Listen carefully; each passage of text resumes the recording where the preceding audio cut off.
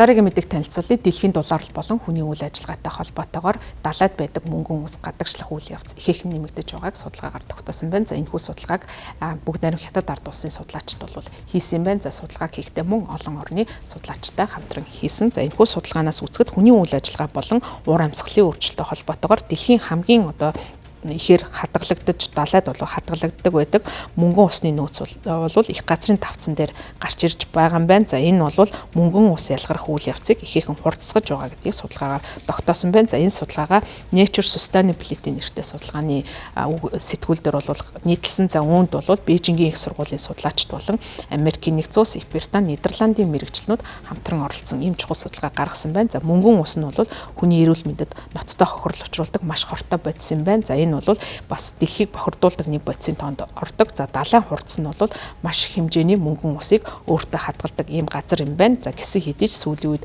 хүний үйл ажиллагаатай холбоотойгоор далайд байгаа мөнгөн ус асар ихээр ялгарх үйл явц болж байгаа. За энэ нь бол үйл явц нь уур амьсгалын өөрчлөлттэй болон хүний үйл ажиллагаатай холбоотойгоор ихээхэн хурцсаж байгаа гэдгийг судалсан байна. За энэхүү судалгааг хийхдээ өндөр наривчлалтай дата өгөгдөлтөөр бол ажилласан. За ингэхдээ хосолсон процессын ийм загваруудыг ашиглаж судалгааг хийсэн гэж судалгааны багийнхан хэлж байгаа. За судалгааны багийн хэлснээр дэлхийн их газрын давцангаас ялгарх мөнгөн ус бол агуулга багтаамжийн хувьд нь бол наривчлан тооцож, за мөн олон үйл ажиллагаатай холбоотойгоор далайд явж байгаа үйл ажиллагаатай холбоотойгоор энэ нь ямар нөлөө үзүүлж байгааг тогтоосон байна. За тухайлах юм бол далайн гүнд бол олон төрлийн хүний үйл ажиллагаа явагддаг. За тухайлах юм бол загас тороор барих болон уур амьсгалтай холбоотой үйл явц бол энд гол нөлөөлөл үзүүлж далайн гүн болвол гэмтгэд бол гол нөлөө үзүүлж байгаа юм байна. За судалгаанаас гарахад их газрын давцангууд нь жил бүр 1300 тонн мөнгөн ус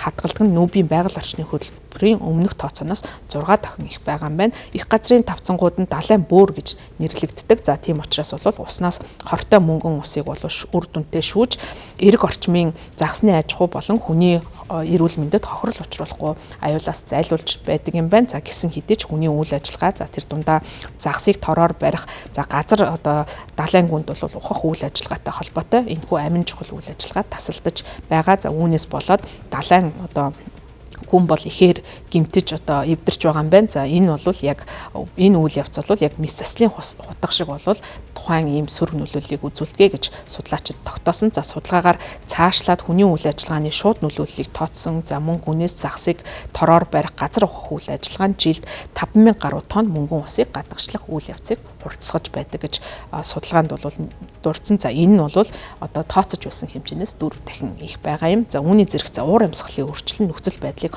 уламд ордуулдаг. Температур өсөх тусан болвол далайн хурцс байдаг мөнгөн усны ялгаралт нэмэгдэж байдаг юм байна. За загварчлалын аргаар судлахад дэлхийн дулаалал дэлхий бол 1.5-аас 5 хэм хүртэл дулаарах тохиолдолд энэ хурц нь мөнгөн усны ялгаралт нь бол нэмэгдэж нийтдээ 6-аас 21% нэмэгдэх боломжтой гэдгийг загварчлалын тооцоогоор бол судалж гаргасан байна. За тийм учраас бол цаашдаа Нүүбийн доктортой хөгжлийн зорилтуудтай нэгт холбоотой энэ үйл ажиллагааг бол хянж судлах шаардлагатай. За нөгөөтэйгүр далайн гүнд явуулж байгаа хүний үйл ажиллагааг бууруулах, за мөн уур амьсгалын өөрчлөлт тэмцэх нь далайн гүнээс ялгарч байгаа мөнгөн усны ялгарлтыг бууруулахад гол нөлөө үзүүлнэ гэдгийг эрдэмтэд судалж тогтоосон байна.